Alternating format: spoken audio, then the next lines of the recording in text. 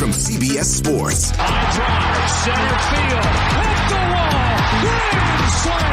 This is magnificent. Got a fantasy question? Email fantasybaseball@cbsi.com. Get ready to win your league. Where fantasy becomes reality. Now here's Frank, Scott, Chris, and Adam.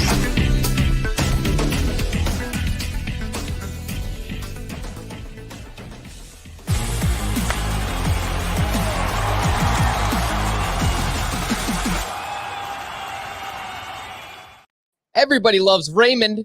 No, everybody loves prospects. Welcome into Fantasy Baseball today. Frank Stanfield joined by Scotty Dubs, Scott White, no Chris Towers. He's off writing about Curtis Samuel somewhere. This shouldn't be a surprise to anybody, but I've never watched a single episode of Everybody Loves Raymond in my life. Oh, is that bad? Yeah, that's bad. Everybody Loves Raymond.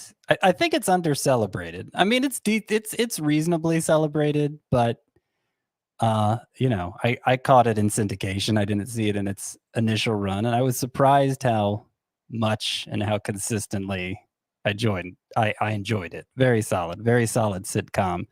Everybody Loves Raymond. Oh man, if I just ran through the sitcoms I have not watched.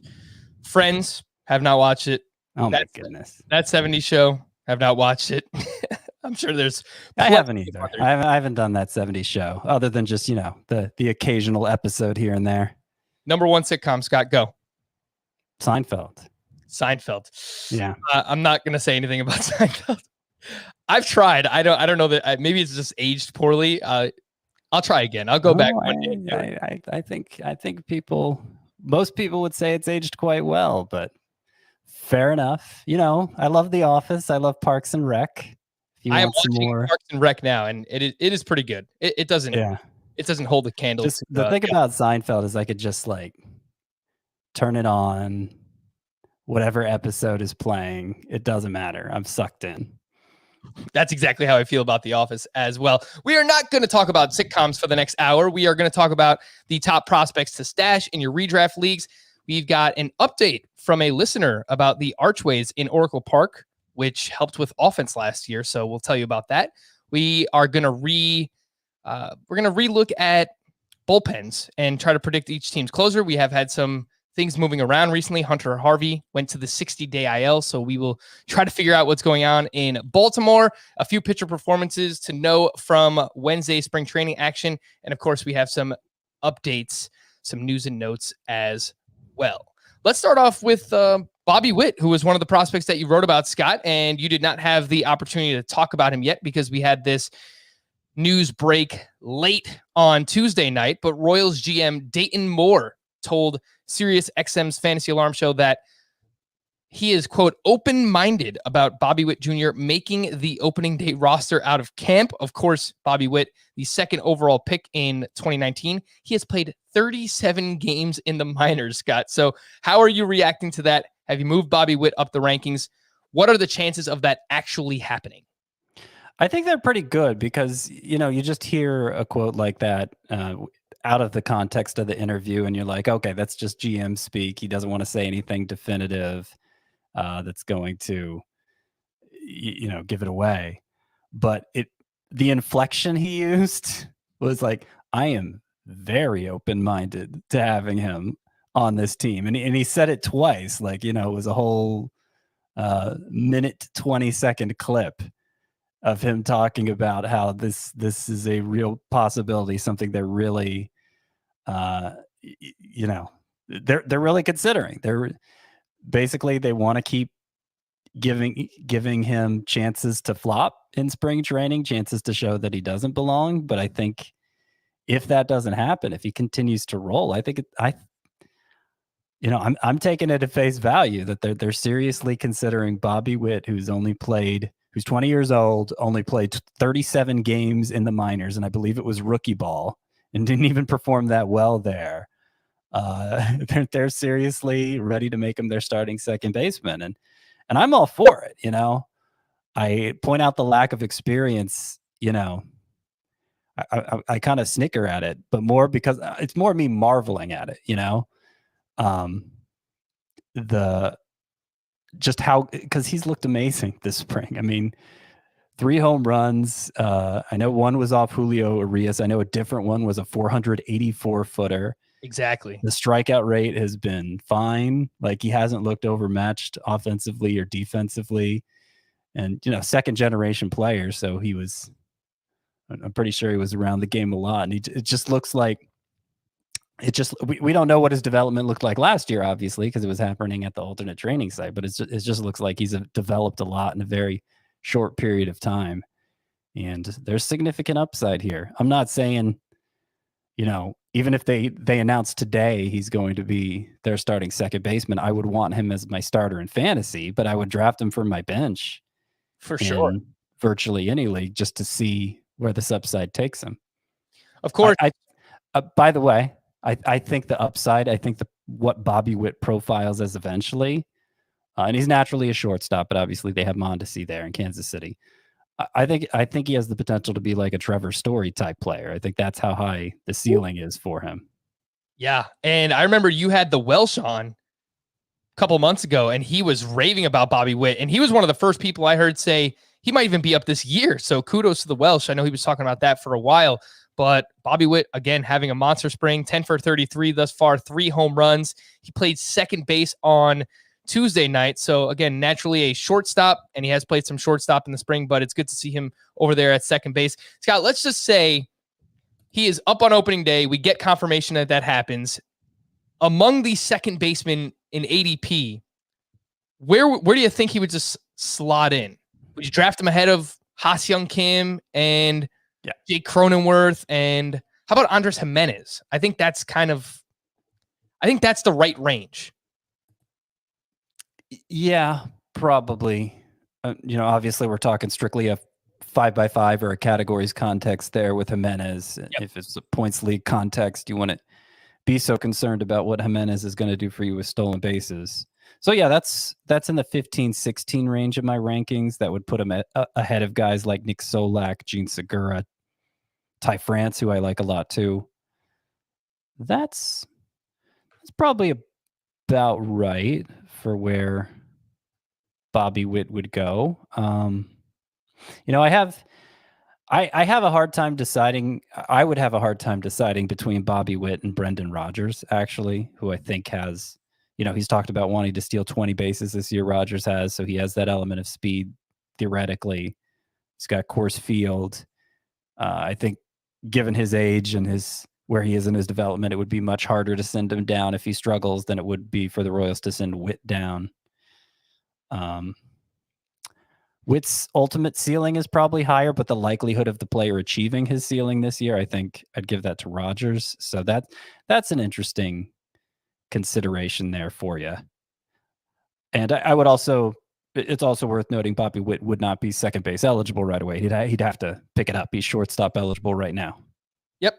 Good point there. And there is no shortage of middle infield prospects that can be had for very cheap. Gavin Lux is another name. Don't forget it. ADP is 239 according to Fantasy Pros. Brendan Rodgers is all the way down in, I think it's the 380 range. Yeah, 382. And then I saw Bobby Witt is at 480, but of course that's going to climb now based on this report. So remember the names there. Before we actually get into everything else, FBT listeners, we want you to compete with us in our bracket challenge game. Scott, Chris, and I will all be in there, and we want you as well. Join us at cbssports.com/FBT brackets, and the winner not only gets a $100 gift card to Paramount Plus, but an entry into our For the People Listener League. That is a 16-team head-to-head categories league. And who enters just one pool? You can also create a group to compete against your friends and fill out your bracket for the chance to win a Nissan Rogue and a trip to the 2022 Final Four. You can play on the CBS Sports app or at cbssports.com/FBT brackets. And I will tell you right now, it'll be very easy to defeat me in this challenge because the only thing I know about college basketball is that Gonzaga is really good and Cade Cunningham is going to be the number 1 pick in the NBA draft. So that's the extent of my knowledge. Let's look at some other top prospects. Scott, you recently wrote an article about this, which people can find on the website, cbssports.com. I will post the link in the podcast description for those who want to follow along here. Before we actually get into the names, I did just want to ask you, No Andrew Vaughn on this list. Has he graduated out of this tier of prospect for you? Is that why you didn't have him? Yeah, so the idea of the article is top 10 prospects to stash. So my assumption was these are guys who aren't going to be up at the start of the year. And we still don't know for sure whether Vaughn will be, but if he isn't, it's strictly for service time reasons. He'll be up within 2 weeks. I'm counting him as being on the roster. And I actually left Alex Kirilloff too, because I was counting on him being on the roster. I actually did include Bobby Witt because I was thinking there was no chance the 2 days ago when I wrote this. Maybe I should have Kirilloff on, Bobby Witt off, but I was trying to give myself an opportunity to put some less than obvious names on there.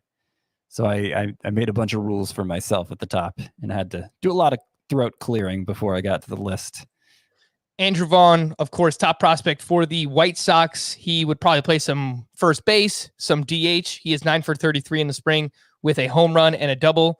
He has 6 walks to 8 strikeouts. He also has a stolen base. I don't think we should expect much of that from Andrew Vaughn, but I will throw it out there. I saw this report earlier today. Jeff Passan of ESPN said that the White Sox have had contract extension talks with both Andrew Vaughn and Lucas Giolito. So the White Sox have been aggressive with this before. They've done this with Luis Robert. They did it with Eloy Jimenez as well.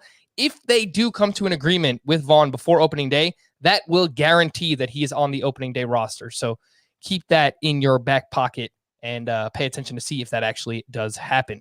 Let's start off with Jared Kelenic, the outfielder for the Seattle Mariners. He was dealing with a left knee adductor, and he is, as we are recording this on Wednesday night, he's expected to appear in the Mariners game. He's making his return. So what do you think about Kelenic, Scott? Do you think he makes the opening day roster? There's a chance that happens. And if not, he'll probably be up soon. What are expectations for Kelenic in year one?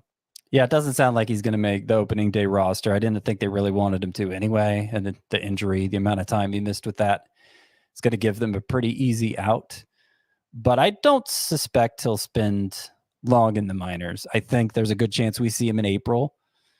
I doubt they'll be able to hold him back all the way till mid-late June when the Super 2 consideration comes into play, because I think he's basically a finished product. He just has to prove it for a few weeks in the minors, and then presumably he's going to be up. I hesitate slightly because Taylor, I forget whether he pronounces it Trammell or Trammell.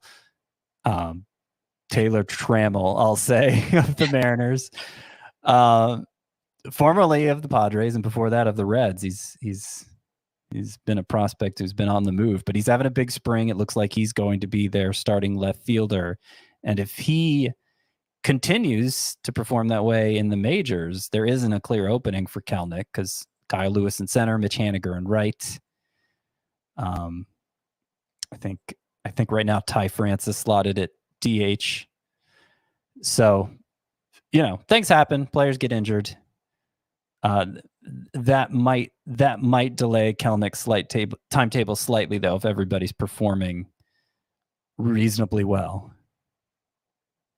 For Kelenic, the last time we saw him in the minors, 2019, 291 batting average, a 904 OPS. Of course, has a power speed combination, 23 home runs and 20 steals as well for Jared Kelenic. They do have a bit of a roster crunch there, so it'll be interesting to see how that all plays out. Usually these things work themselves out. But yeah, they do have some names out there in the outfield right now for the Mariners. And let's pull up this ADP for one Jared Kelenic and see where he is going. That would be, he's inside the top 200. Is that surprising, Scott? What do you think? The next outfielder after him is, Chris Taylor has outfield eligibility. Andrew McCutchen. Okay, it's kind of boring. Jesse Winker. Does that seem too low for Kelenic? Yeah. It seems kind of high, no? What do you think? Well, okay. 200. Okay. So I was comparing to the outfield. Yeah, it is kind of high. It is. I don't know. It seems about right. You're going to have to pay up for the upside. And if people agree with me that he's not going to be down for long, it'll probably be worth it in that range. I mean, even at other positions, you see guys like Gene Segura, Christian Walker. I mean, these are more like placeholders on a fantasy team and not championship caliber players. So yeah, I think that's about the right point to take Jared Kelenic. And as soon as it came out, I was like, that's probably not right. He's probably not going too early, because we've seen prospects, usually top prospects are going inside the top 10 rounds. I mean, people go crazy for Vlad one year, Eloy Jimenez, the same year with Vlad. Ronald Acuna a couple of years ago was going the 6th or 7th round before he even did anything. So yeah, it's fair. It's a fair price for Jack Kelenic, getting him around pick 200. Wander Franco. The Tampa Bay Rays have made some roster cuts recently and sent some prospects back to their alternate site.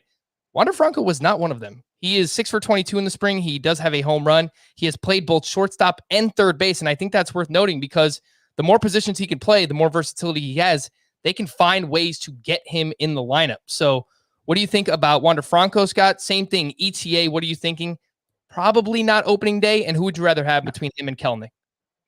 I wouldn't have put him on this list if I thought it was opening day. Yeah, no, he's 20. So, and he last played, he hasn't played above A ball yet, though it's hard to know exactly what to classify the alternate training site as, right? Because there were some higher end minor leaguers there that he was working out with. So the main thing for me is he was with the Rays for the World Series. He was there ready to be activated if they needed him, which, they kind of tip their hand with that, right? They think he's basically ready, and he's been the top prospect in baseball 2 years in a row now. Great contact skills, which should make for an easy transition, I would think. And third base looks like the path of least resistance for him. I mean, Joey Wendell is probably going to get the majority of the playing time there, and he's a solid player, but probably for a championship caliber club, probably better off as like a utility guy. Willy Adames, I mean, we keep waiting for the bat to come around. I don't know if it ever will, but he's a good defender, so maybe they don't want to. Maybe that's not really the best way for Wander Franco to make his way on the roster at his natural shortstop position. But the fact they've been playing Franco at third base, that seems like a tell as well. And again, I'm thinking we could see Franco before the end of April.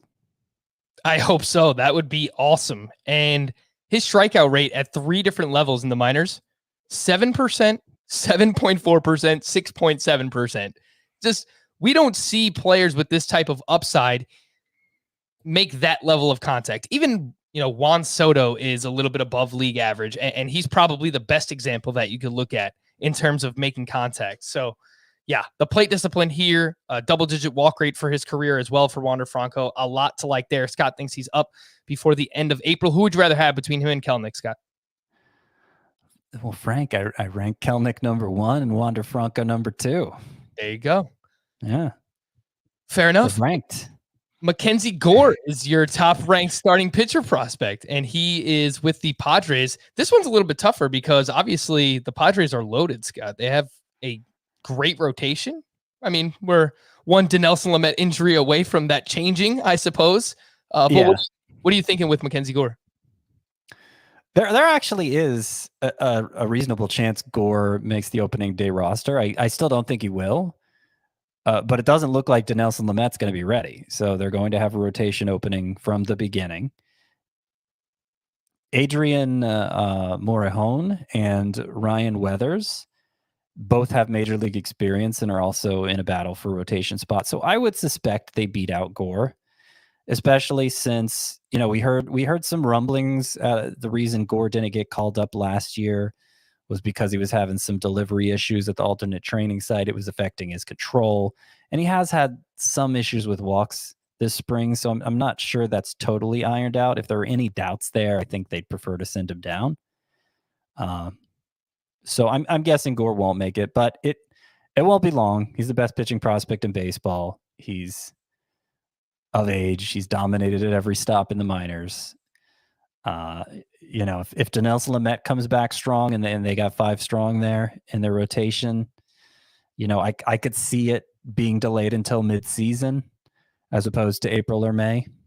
But He's certainly the pitcher I would want to stash most. The pitching prospect I would want to stash most is Mackenzie Gore.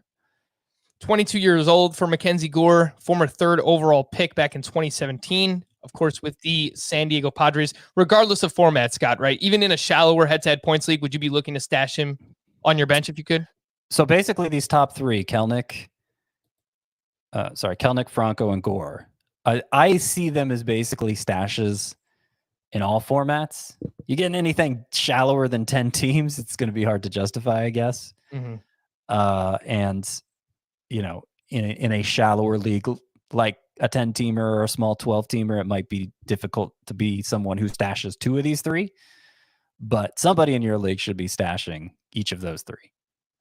Let's move over to Logan Gilbert of the Seattle Mariners. Another one here on this list. One hitting prospect and one pitching prospect. Mariners coming soon. They're gonna be really good. And Logan Gilbert is someone that I do like quite a bit. A towering right-hand pitcher. He has only made 1 start in the spring, and I saw a clip on Twitter the day he made that start of him striking out Mike Trout looking. So no easy feat there to accomplish. Where does Logan Gilbert rank for you? Obviously, he's 2nd behind Mackenzie Gore, but I think the Mariners could be pretty aggressive here with him. They do have some names in that rotation, but it sounds like he might have a shot early in the season. Yeah, he might. I feel like because he only made 1 actual true spring appearance, I guess it's not over. I guess he could still make another, but it doesn't seem like they were giving him a chance from the start of the year, which, I wouldn't expect them to. They're not expected to contend this year, but he looks like pretty close to a finished product. He already had success at Double-A. He already has 2 established breaking balls and apparently made a lot of progress with his changeup last year. He controls the zone well. I don't see a lot of faults in Logan Gilbert at this stage of his development. And so, yeah, it doesn't look like a situation where they're going to be able to keep him down all year. And not to the same extent of Mackenzie Gore, and you just mentioned it was only the top 3 prospects we talked about here that you would be looking to stash in 12-team leagues, but I have a few 15-team leagues where... I in all leagues.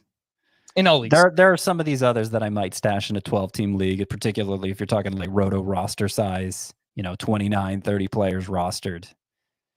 It's just beyond the top 3, beginning with Logan Gilbert. I wouldn't consider anybody here down to be mustache, Did you just say mustache? Do you have something to say about my facial hair, Scott? Yeah. What do you think? I got it trimmed up recently. Does it look all right? Yeah. Right. Yeah. Looking good. We've got to come up with a bet, Scott, where you have to grow out your facial hair or whatever you're capable of growing out for, I don't know, a certain period of time just to see how it looks. We're on video now. I think some people would enjoy that. Yeah. Would your wife enjoy it, I don't know that my wife would be one of them. No. That was my next question. Of course, there are some sacrifices there I may not be willing to make.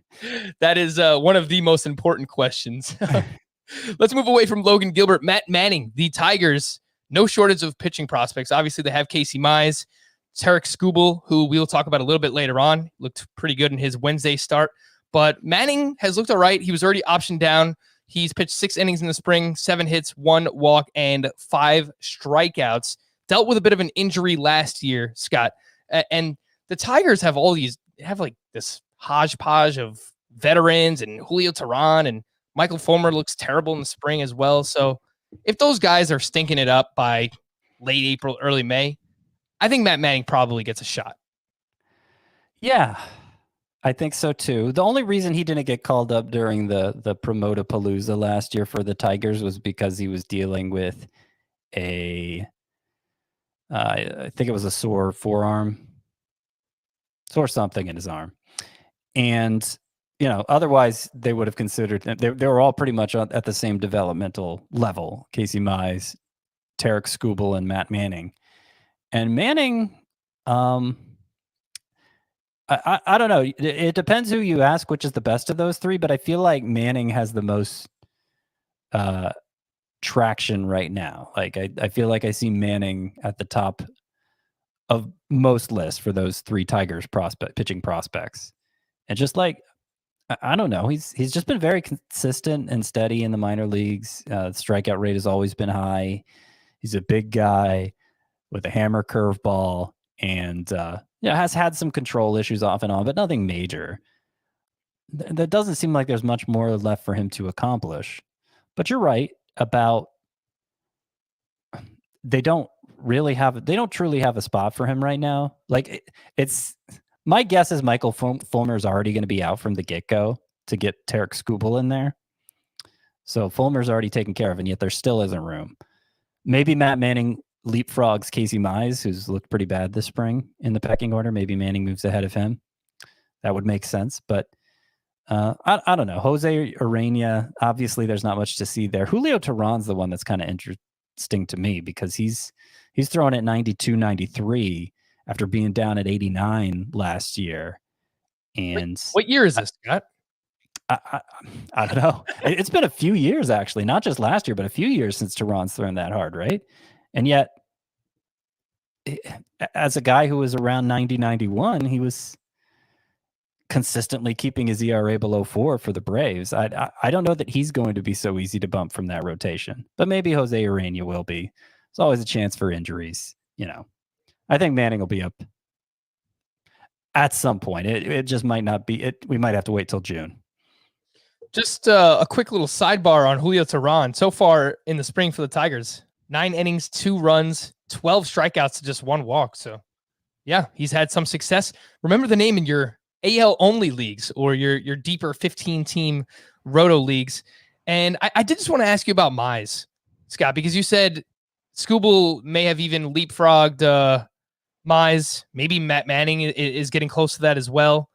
So far in the spring, 6 earned runs for Casey Mize over 6 1/3, 9 walks to 7 strikeouts. And I don't want to, not every splitter pitcher is the same, but I do worry about pitchers who rely so heavily on their splitter as their main out pitch, as their main whiff pitch. We've seen it with Gausman, inconsistencies year in and year out. But I worry the same way about Casey Mize, man. And he's had some shoulder injuries as well. Yeah. I'm pretty down on him. I am pretty down on Casey Mize. Yeah, he made it look so easy starting out in the minors, but he doesn't have like a true off-speed pitch. I mean, some people consider a splitter more of a change, but I don't think his is of a velocity that you'd really consider it an off-speed pitch. He has 3 really good pitches, but they're all hard pitches, So I kind of wonder about that too. Even when he was going well in the minors, the strikeout rate wasn't that great. The control was great though, so I don't know what's been going on with that. I didn't let him be on this list because, I decided to make another rule that there would be no one who's already debuted in the majors because basically Casey Mize would be the only one excluded who wasn't already excluded by other reasons. If I let Mize be on the list though, he would have probably slotted right after Manning here. Of course, now right after Manning is Bobby Witt, so I may need to make that change. But you know what? Here's what I'm thinking. If the Royals aren't willing to give it to Bobby Witt at the start, based on Dayton Moore's comments, it's going to be because they genuinely don't feel he's ready. Because I don't know, maybe he stumbles over these last 2 weeks. Maybe he starts to look more human. If he, and it would be totally understandable given his age, his level of development. If they decide he needs more development, I don't know that I'd be counting on seeing him in April at that point. I don't know that I'd be counting on seeing him in June. So, obviously Witt doesn't belong on this list if he wins the second base job. But for now, I think maybe it kind of makes sense to leave him here just because it feels like a sort of an all or nothing proposition right now. And this is pure speculation on my part. I have not read anything, but I will just throw it out there. There is a new CBA coming up after this season. The MLB and the MLB Players Association, they have to sit down, discuss the CBA, figure out what they're going to do with prospects and service time and all this other stuff, universal DH. And there could be changes to service time. So all I'm saying is I can see potentially teams being more aggressive with prospects this year if they think things are going to change in the future regarding service time and how prospects are handled. And because all this kind of manipulation, I'm pretty sure the Players Association wants it to go away to some level. So they're gonna talk those things out. But I can see teams potentially being more aggressive with prospects this year, more so than in years past because of that. A few other names on this list for Scott: Jeter Downs, Josh Young, Jeter Downs of the Boston Red Sox, Josh Young of the Texas Rangers, and Alek Manoah of the Toronto Blue Jays. I do want to get to some other stuff. So if you Nolan Jones too, you skipped over Nolan Jones. Nolan Jones of the Cleveland Indians. You can read about all those again in Scott's article. The email of the day. I want to throw in a couple bonus names that people called me out on. Elliot Ramos, Elliot with an H on the front. He's crushing it in the spring. Of the Giants. Yeah, he's been crushing it this spring. It's a difficult profile to land because he's kind of just a slugger, and there's a lot of sluggers out there. Not a high OBP guy, not a fast guy, just a slugger. But, you know, if he catches fire right when he reaches the majors, you'll be happy you have him. And now I'm forgetting the second one. Good. I'll try to think of it. There was another one I wanted to mention too, but now I can't think of it. Oh, Ramos is a good one. And I would say any prospects that are still playing at this point, I mean, a lot of teams have already optioned their prospects. So if they haven't yet, there is at least a chance that, you know, either they'll make it on opening day or we see them earlier in the season. And I think it's relevant to talk about Ramos right now because our email of the day came from Ray, Dear Larry, Curly, and Mo. If Adam's feeling left out, throw in Shemp. So, of course. I wanted to update you on the arches in Oracle Park. I wrote to you last year about the arches being closed and the effect on the way the park plays. At the time, I noted that the thing to keep in mind about Giants hitters and pitchers is whether the arches remain closed or not this season. As of yesterday, they are still closed, and he actually sent in a picture of the arches being closed at Oracle Park. Word is they will stay that way. This has big implications, especially for players like Brandon Belt, who really benefited last year. When the wind is blowing out, the closed arches create an updraft that gives the ball a significant amount of carry. The black cloth doesn't look substantial, but you can feel the difference when you stand directly in front of the gap between the gates. Another lefty who really benefits is Alex Dickerson. So specifically, obviously, you know, for lefties hitting the right field, it's very deep in that part of Oracle Park. But as now, based on, I've tried to research and find articles. I haven't seen anything about it. So we'll continue to pay attention. But offense was up last year, Scott, and I think that's worth mentioning here for Giants hitters. Yeah, I agree. It's worth mentioning. I don't think it's gospel yet, even if we know that they're blocked. Like, I remember when SunTrust Park, I guess it's now Truist Park in Atlanta first opened, like it looked like it was just going to be a home run haven because, you know, the way it was playing at the start of the year, that's just how it looked. But then things normalized over time. It looks like a pretty neutral park now. And, you know, usually you need a bigger sample than 2 months, and really only half the games being played there over those 2 months to really lock in those park effects.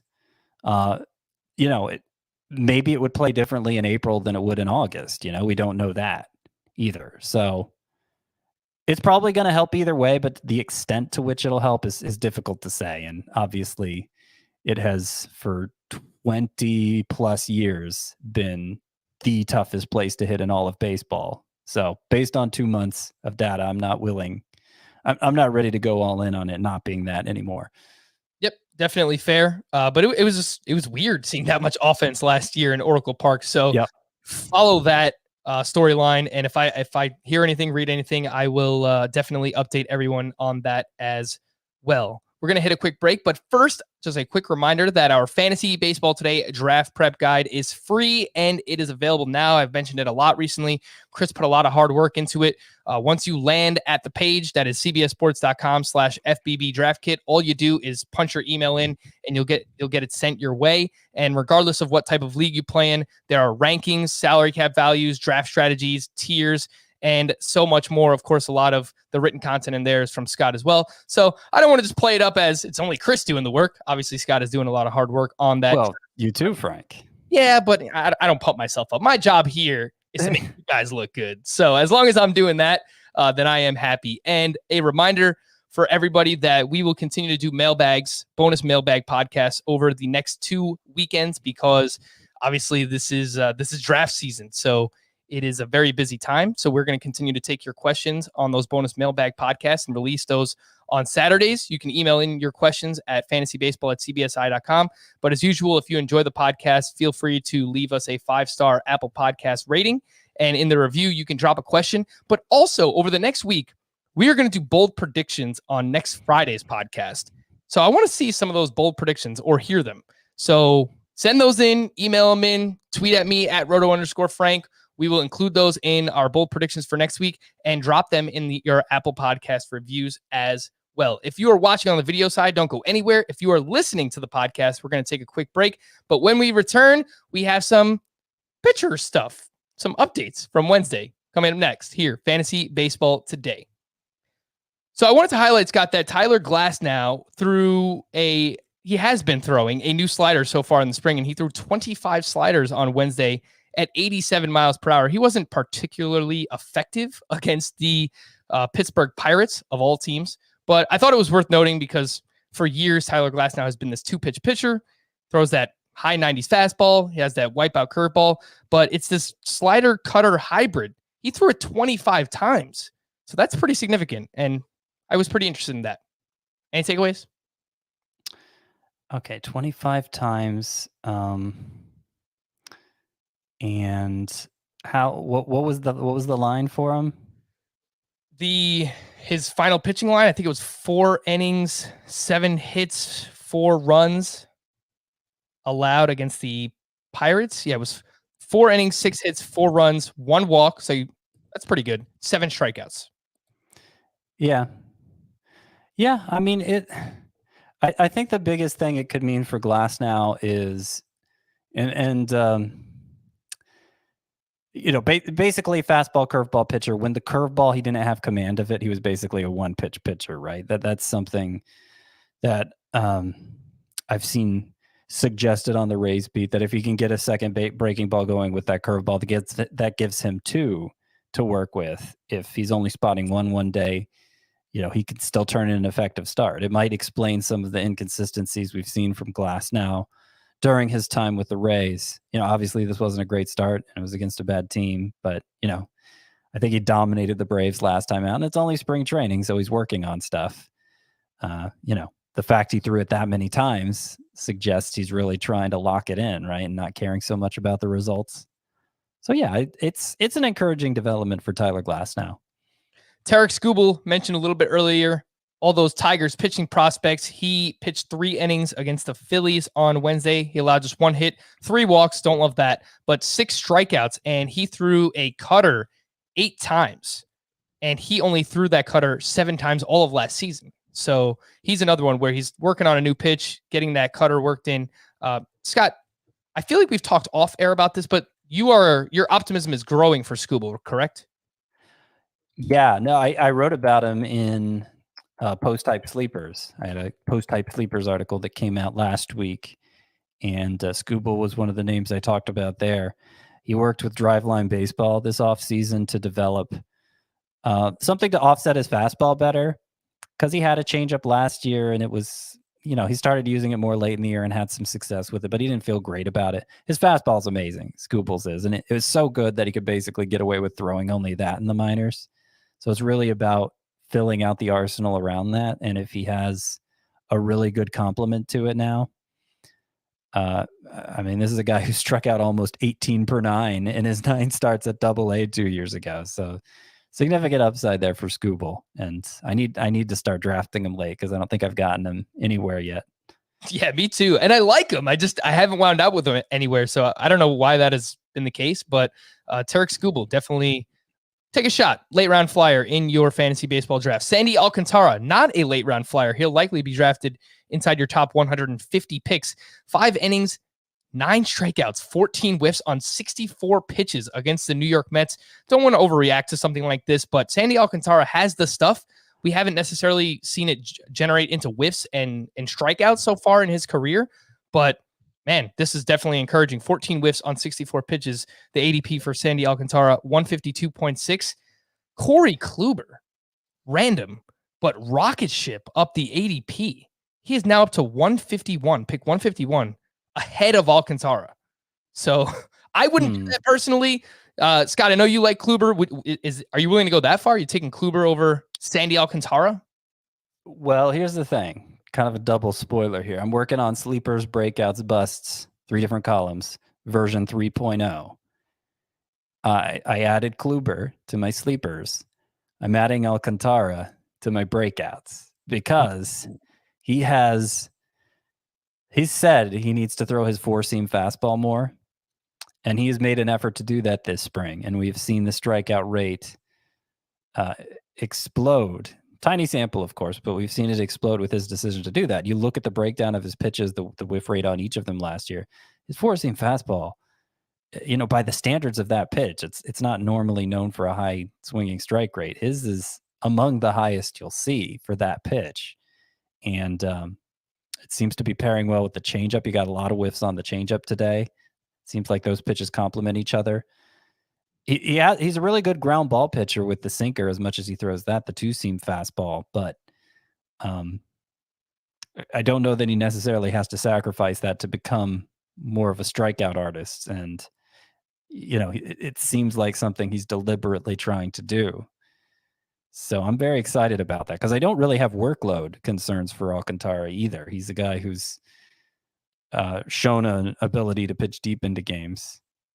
And I think he will this year as well. If he's getting strikeouts, I mean, that's somebody who could be in line for a big breakout.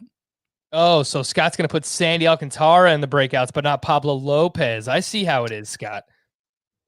I think the upside's higher for Alcantara, yeah. I mean, look, let's remind everyone, Alcantara was a top-ish prospect, and he came over in the Marcell Ozuna trade originally back in the day. The Cardinals really coveted this kid, Sandy Alcantara, and they were willing to give him up in that trade. So I think the final step for him, outside of what you mentioned, Scott, is the control. If he can get those walks down below 3 walks per 9, which has been an issue for him in his career, then yeah, I mean, the breakout could be imminent for one Sandy Alcantara. How about Eduardo Rodriguez? We haven't talked about him much in the offseason, Scott. He has been named the Red Sox opening day starter. Awesome story. Coming back from last year, had a serious case of COVID, which led to myocarditis. And he's been great in the spring. 11 2/3, 3 earned runs, 14 strikeouts versus just 3 walks for Eduardo Rodriguez. So similarly, I don't want to overreact, but I feel like we have not talked about him at all. He goes just inside the top 200 picks. Any interest there, Scott? I mean, if the price is right, it seems like there's somebody more eager to draft him than I am. I think it's obviously an indication of success this spring that he's healthy, and that's not going to be a question. So clearly he deserves to be drafted. But I had my doubts about him, going into last spring before any of the COVID stuff came up. He was coming off a career season, 19 wins, 3.81 ERA, just a little more than a strikeout per inning, and the whip was kind of high. And I just thought he performed over his head. And especially since the Red Sox aren't shaping up to be a great team this year, I'm going to stick to that. I see him as more like a late round type. And that's it. That's the end of the sentence. I'm so bad at that.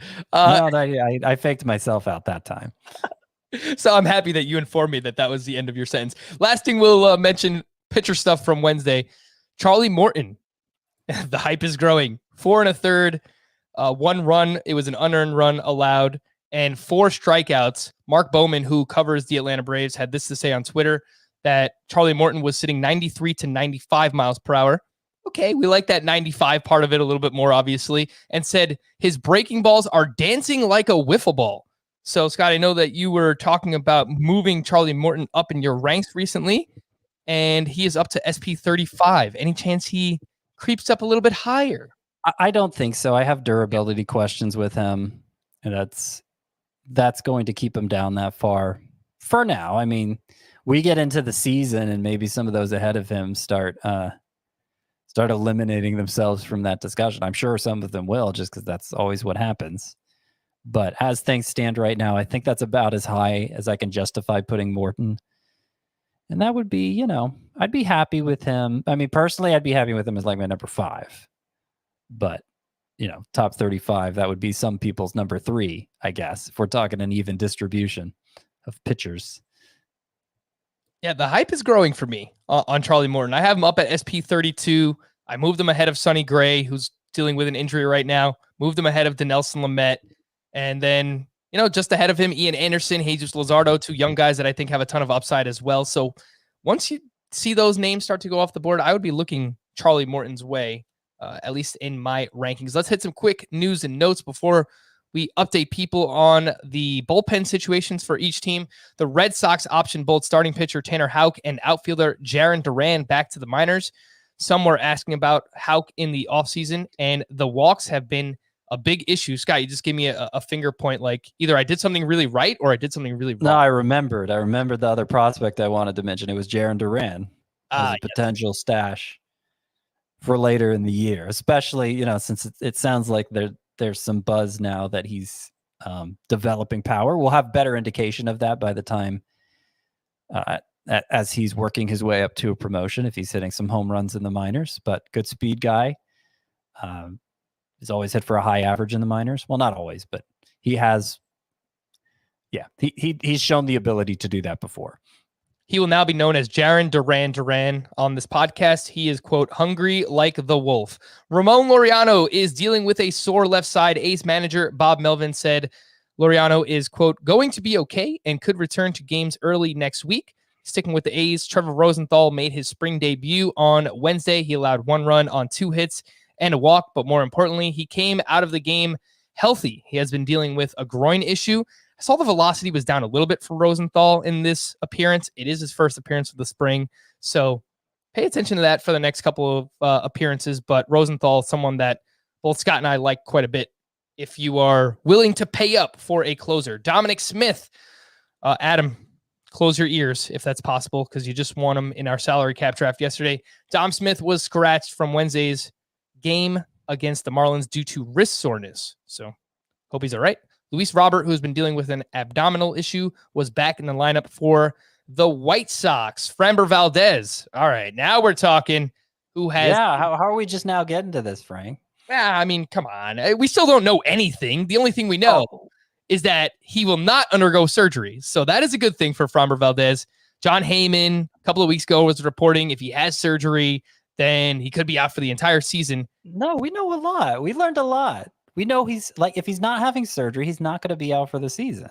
But there's no timetable. So what can we possibly say about it? If it's a the timetable for a broken bone is basically always 4 to 6 weeks, right? Well, Scott, the expert, he broke his bone. Well, if there's no need for surgery and the recovery that goes along with that, that's just how long it takes for a broken bone to heal. I mean, obviously he'll have to build up after that, but I was getting in 15-team leagues, I was getting Framber Valdez for like a 25th, 26th round pick, basically nothing. I did it in Tout Wars, and so I'm fist bumping over this news because he is. It sounded like they didn't just say he's not going to undergo surgery. It said, testing has shown that it's healing. They're happy with the way it's healing. He's going to be a contributor this year. Framber Valdez is, and probably need to move him back up the rankings. I don't know, maybe 100 spots. Probably shouldn't be going that far behind like Mike Soroka, I would guess. Very touchy topic. Don't talk about Scott's Framber Valdez. That is his boy. Reds pitcher updates. TJ Antone is dealing with a groin issue. He is day-to-day. He will not make his start this weekend. He could, however, throw a bullpen over the weekend.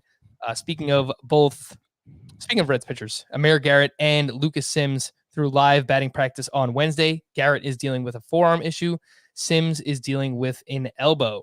Didi Gregorius has a concussion after getting hit in the back of the head with a pitch on Tuesday. He will be reevaluated on Friday. And Phillies starter Zach Eflin was scratched from Friday's start with a back issue. His teammate Spencer Howard is also dealing with back spasms, so they might be contagious out there. What else? Bullpen. Let's wrap up here, Scott, with bullpen. And just, we don't have to talk in depth about every single team because many things have not changed since we've done our relief pitcher preview, but some things have changed. So I do want to talk specifically about those. So let's just run through every team. We'll start off in the National League. Yeah, there's only 10 minutes. Every team. Okay. Yeah, but for the Mets, we could just say, okay, Edwin Diaz is the guy. We know that. So we don't have to spend too much time on that. So that's exactly what we'll say. The Mets, they have Edwin Diaz. He is the guy. But I do think that it is a short leash. We've seen him lose his job in the past. The Nationals have Brad Hand. Remember the quote from Dave Martinez? In a perfect world, Brad Hand will be the team's closer. There are very capable backups in Tanner Rainey, Daniel Hudson, and Will Harris. But if Brad Hand is performing, I assume he will be the closer.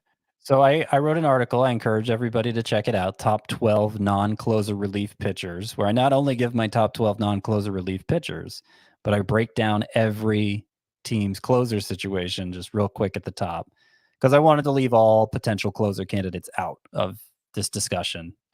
Top 12 non-closer relief pitchers. Tanner Rainey, who I consider the next in line for saves for Washington, is number 2 on that list. And for what it's worth, Trevor May, who I see is next in line for saves for the Mets, is number 9. Good stuff. Many people have been asking about relievers that can help with their ratios, so definitely go read that article. For the Phillies, I don't think we have any kind of definitive answer. It seems like the team might be leaning towards Archie Bradley. I read the other day that his velocity has been down so far in the spring, and Jose Alvarado has been awesome. And Hector Neris has been really good too. Yeah, I like Jose Alvarado. I'm not ready to say that he probably won't be the team's closer to start the year. I think that will be Bradley, but I would not be surprised if Jose Alvarado leads the Phillies this season in saves. That is, they do have another prediction, but it's a prediction. They do have Tony Watson, so it's not like Alvarado's the only lefty. Correct. So that helps. For your Braves, Scott, you have said all along that you think it's going to be Will Smith, and Brian Snitker has really kind of just stuck with one closer as long as he has been there. And another team that has a lot of lefties in the pen, so I don't think that is an issue for the Atlanta Braves. You're sticking with that for now, Will Smith? Yeah, 3 of their top 4 bullpen arms are lefties, including Smith. He's paid like a closer. He was an all-star closer 2 years ago. I really can't imagine a world where he's not the closer, at least to start out. And then if he blows it, I mean, that goes for any closer. If they blow it, they blow it. But I'm happy taking Smith as my number 1 reliever in fantasy. For the Marlins, they have Anthony Bass versus Yimi Garcia, and I believe it was Craig Mish who ruffled your feathers, Scott, said that challenged me. He guaranteed you that Anthony Bass would be the closer. And Bass has been better so far in the spring. Super small sample sizes. I don't think he's very good, but he's probably the guy to start for the Miami Marlins. The Cubs, Craig Kimbrell is going to start as the closer. But Scott, what is going on there? Because I believe you wrote about him recently in your spring notebook or another article. But it was spring notebook. Yeah, he's having some delivery issues that they're working on. They're similar to the delivery issues he was dealing with early last year, is what the report said. And obviously he lost his job early last year and then was really strong in September. Never really gained the job back, but had an awesome September. Still throwing hard. I do think there's still elite closer potential there for Kimbrell, but it's been such... He's been... we've seen a lot more bad from him than good over his 2 years with the Cubs, and I don't have a lot of confidence right now. They don't have a great alternative, which helps, but even if they're turning to Kimbrell for saves, you want him to be good, or else that's not doing your fantasy team any favors either. Yeah, my confidence is wavering in Kimbrell, and he was someone at the beginning of this process that I felt pretty good about, and just seeing these issues, rear up again in spring training, it does not make me feel good about Craig Kimbrell.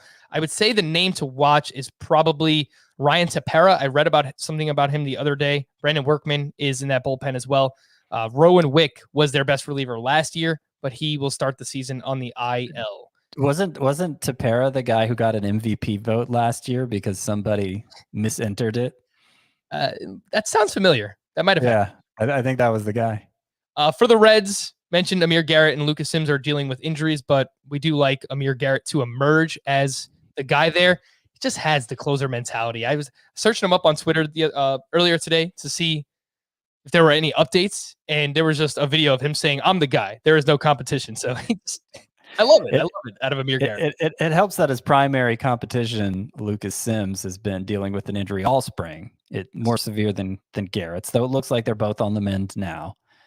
Sean Doolittle's been terrible. TJ Anton, I've seen him get hyped maybe as a possible closer or a possible rotation option. He can do I'm it. pretty sure it's Garrett. Like my ideal for drafting closers in fantasy right now is Will Smith, around round 15, and then Amir Garrett around round 18, something like that. And those are my closers. That's what I'm aiming to do. Well, in Tout Wars, guy, wound up with no closers. I know. It's all right. You'll figure it out. The Brewers, Josh Hader will be the guy. Definitely a capable backup in Devin Williams. So if Hader falters at all, we could see a switch there. Not that we're expecting that, but just remember. For the Pirates, manager Derek Shelton said the team does not have a closer. Richard Rodriguez picked up some saves last season, and I was reading about this just earlier, that their manager, Shelton, he likes Richard Rodriguez in that setup role. I've got a bit of a prediction here, Scott. David Bednar, remember the name. Guy has been lights out in the spring. He's throwing 98 miles per hour. He has a splitter as well. 6 shutout innings with 11 strikeouts. Throws super hard. He came over in the Joe Musgrove trade. That's my prediction. David Bednar is the closer for the Pittsburgh Pirates when they win, 50 games. I'll remember the name. I mean, I'd still draft Richard Rodriguez, but not with a lot of confidence. Richard Rodriguez is really good, though. He is good. Yeah. I think there's a good chance he gets traded this year at some point as well. For the Cardinals, I think Jordan Hicks, they want him to be the guy, and he'll work his way in. Alex Reyes, worth mentioning. He's looked really good in the spring thus far. The Diamondbacks, Joakim Soria, we're just kind of assuming here, right, Scott? No, I'm taking the beat writers at their word. They're all say he's the front runner. He's expected to. Stefan Crichton's technically competing with him, but I think Soria stacks up as a closer better, and obviously has more experience in the role. So I feel pretty confident drafting him for saves. I don't think Giovanni Gallegos is out of the Cardinals mix either, just to backtrack a little. I don't know that Jordan Hicks is going to be ready for that high leverage role right away, but we'll see. I think ultimately they want him in it. Yeah. Everything that they've said about Jordan Hicks is that he'll work his way in, but I've seen this story too many times, Scott, where someone is the closer to start the year, and if they perform really well, they're not going to take that player out of the closer's role. So definitely worth mentioning the name Gallegos and Alex Reyes as well. For the Rockies, Daniel Bard seems like he should be the guy. He was the closer last year for them. Worth mentioning, Scott Oberg is coming back this year after missing all of last season, and he has looked pretty good in the spring so far. Yeah, Bard has been named the closer. Nice. I like that. Dodgers, Kenley Jansen, definitely the closer and has looked really good in the spring. The Padres, your guess is as good as mine. It's Mark Melancon, Drew Pomeranz, Emilio Pagan. Keone Kela has closed games before as well. Scott, it is March 17th when we're recording, March 18th when people are listening. Your prediction to lead the Padres in saves? Mark Melancon, I think, is who it's going to be. I'd rather it be Pomeranz. I think Pomeranz could be a stud closer, but he's the high leverage lefty, the one that they have, and so I don't think they'll confine him to that role. I think Melancon, he doesn't profile like a closer, but he has a long history, and I think he'll be good enough to basically stick with it. I don't have a lot of confidence in drafting him, but that's my hunch right now, how it's going to play out. Scott, who leads the Giants in saves this year? I think it'll be Jake McGee. Yeah, Jake McGee. Sorry, that was the name I was trying to think of. Yeah, Jake McGee. They gave him a 2-year deal. He was awesome for the Dodgers last year. But Matt Wisler could potentially as well. In the American League, for the Yankees, Aroldis Chapman is their closer, and Zach Britton had surgery recently, so Chad Green is the next man up there. For the Red Sox, have we got confirmation that Matt Barnes is for sure the guy? They traded for Adam Ottavino in the offseason? No, we don't have confirmation. I think Barnes is the front runner just because he ended last year in the role. But Ottavino might be better. It could still go to Ottavino. For the Rays, they had 12 different pitchers record a save last season. We know Kevin Cash is going to use a bunch of different guys. So most likely Nick Anderson, Diego Castillo, Pete Fairbanks, but I'm sure they can sign Scott White to be a reliever and he'll get a save throughout the course of the season as well. For the Blue Jays, Kirby Yates. That is a definite, right? When he signed, they were talking like it wasn't definite. And Jordan Romano is actually number 1 on my top 12 non-closer RPs. He was briefly anointed to the role last year with some fanfare and then got hurt right away. But I would be very surprised if they didn't go with Yates at first. And as long as the elbow was fine after last year, I imagine he'll keep the job. Kirby Yates has only pitched 1 inning this spring so far, and he allowed 2 hits with no strikeouts. So let's see how he continues to do. The Orioles, this is the big one, Scott. Hunter Harvey.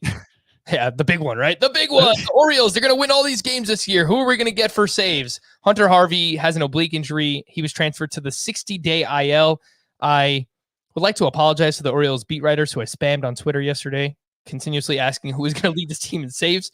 But every single one of them said Tanner Scott is the name, Scott.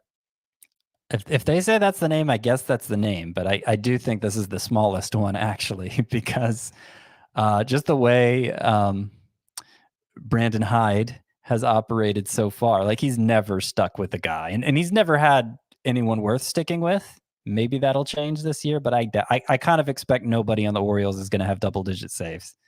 And just the tandem of Tanner Scott and Cesar Valdez is kind of like a great starting pitcher who has this really fast fastball and a deceptive changeup. Tanner Scott's fastball is 98 miles per hour. Cesar Valdez's fastball is 86 miles per hour. So could be a nice little mix and match situation to throw people off there in the back end of the Orioles bullpen. The White Sox signed Liam Hendricks for a ton of money. Cleveland, I keep saying that I don't think Kelenic is going to be the closer. Said that yesterday on our salary cap draft. I don't really have anything to base that off of outside of, I think Kelenec's really good. I think that he can be used in that stopper role whenever the biggest situation comes up, but I can't say with confidence whether or not Kelenic is or isn't the closer for this team, Scott. He's really good. He's their best reliever. If that's what they want to go with, I wouldn't be surprised. Emmanuel Clase and Nick Whitgren are the other names there competing.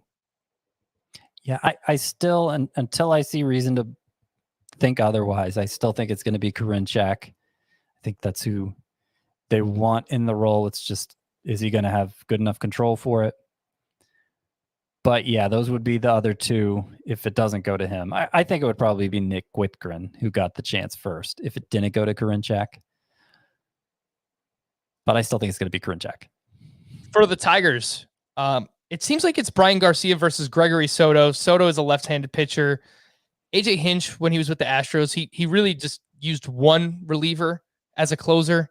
Joe Jimenez is still on this team. He has not been good this spring. All 3 of them haven't been great in the spring. Do you have a feel for this situation? Yeah, I would guess Brian Garcia because he was the closer late last year and was a closer in college. But even last year, the strikeout rate was really low. This is probably the second smallest, the second closer situation after the Orioles that I have like the least interest in. Greg Holland will be, I believe, the closer for the Kansas City Royals, and he is one of those names, much like Daniel Bard and Amir Garrett, that I like to target late as my second or third closer in a roto or head-to-head categories league. But worth mentioning, some really good arms behind Greg Holland. Josh Stallmont is number 3 on my top 12 non-closer relievers. The Twins are going to use matchups. Rocco Baldelli, not to the same extent of guys like Kevin Cash and Gabe Kapler. He's played some matchups in recent years, and that's what they're talking about with the Twins there between Alex Colomé, Taylor Rogers, who is the guy that was on the Hansel Robles. The guy, he points to the sky every time there's a home run, like it's a pop-up. It's not a pop-up. It's a home run, Hansel Robles. He is also in the mix for saves there. I was watching the Twins game last week, and they asked Taylor Rogers that question while he was on the broadcast, and he said, yeah, I mean, this is what we expect. It's, where he's going to mix and match. There's no egos on this team. When we get the ball, we get the ball. So I guess they're all in agreement there with the Minnesota Twins. The Houston. Yep. What's interesting is the Twins' best reliever might be Tyler Duffy, one name you didn't even mention. Correct. Yeah, he's great. He's also on this list of mine. Over the last 2 years, Tyler Duffy has a 2.31 ERA, 0.94 WHIP, 12.5 K per 9. For the What are we up to? The Astros. Ryan Presley is definitely the guy for them. For the Angels, Raisel Iglesias. The A's have Trevor Rosenthal. The Mariners have Rafael Montero. Scott, you don't like Rafael Montero. Well, I mean, look at the numbers. He hasn't been a big bat misser like you'd expect a closer to be. Mm-hmm. And I feel like he has decent job security to start the year. They traded for him. They don't really have much else. Yeah, he probably does. I'm just not convinced he's truly a closer caliber reliever. I'm fine with him as my number 2. I think I'd prefer Amir Garrett, but I do agree that he has pretty good job security, Montero. So that's the main thing he has going for him. The last name on the list that we will hit today, the Rangers, Jose Leclerc. He has a tighter grasp on that closer role because Jonathan Hernandez, who was really good for the team, suffered a UCL sprain, and he'll be out for at least 1 month, potentially even longer. DeMarcus Evans is a name I've been pumping up for years. He throws extremely hard. I don't think that he has a clue where the ball is going half the time. Gets a lot of strikeouts, but also a lot of walks. Jose Leclerc, at least to start, Scott. I think he has pretty good job security now as well. Yeah, because Evans has been hurt too. So yep. I don't think he's even had a chance to show what he could do yet.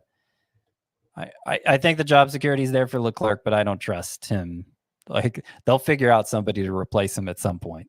I trust Jose Leclerc just about as far as I can throw him. And if you are watching this podcast, you see these scrawny arms, I am not throwing Jose Leclerc anywhere. We'll wrap it up. For Scott, I'm Frank. Thank you all for listening and watching Fantasy Baseball today. We'll be back again tomorrow morning. Bye-bye.